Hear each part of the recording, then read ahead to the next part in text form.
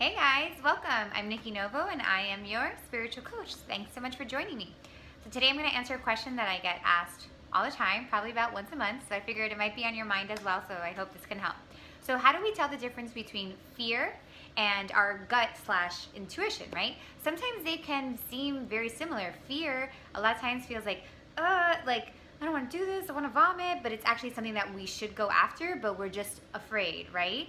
And then your intuition and your gut may also feel the same way. It might feel like, oh, this is just like not right, you shouldn't move forward. But it's like, okay, well, how do we know to tell the difference? We know not to follow fear, but if fear looks very similar or feels very similar to intuition, when intuition is trying to tell us no, how do we know what way to go?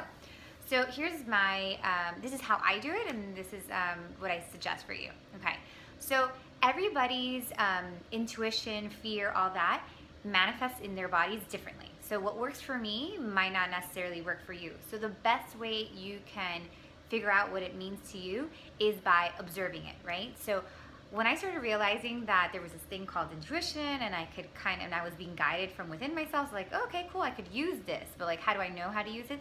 So what I started to do was I would trek back, right? So trek back to some like big decisions that maybe went right for you or maybe went wrong for you.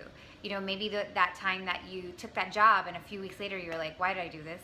This is not the job for me. And kind of remembering how you felt right before, because the body was signaling to you and your intuition was being like, don't do it.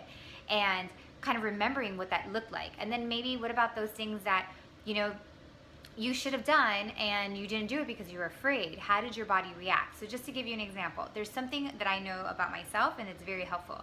So when I try something new and big and different, I'll do it like head on for like, let's say a month or a week or whatever it may be, and I'll be super excited about it, and then something happens. Like once I start realizing that it's becoming like a thing, or it's becoming either successful or it's moving forward, I freak out and I start convincing myself that it's the wrong thing, and then I'll stop. I'll have the desire to stop.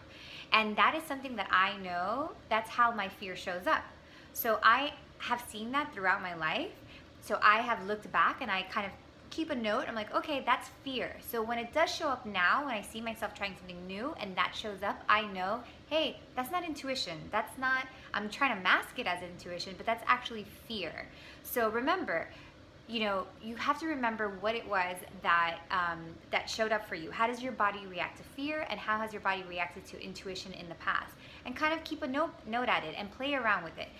Eventually, you're gonna know exactly how to work it. I am at the point that I'm pretty good at like knowing how to work it, but it's also taking a few years to keep note and figure out exactly how it shows up in my life. So let me know. I would love to know like what works for you guys. I just shared you like how fear shows up in my life. I would love to know how fear shows up in your life, or intuition shows up in your life. I get goosebumps a lot for intuition.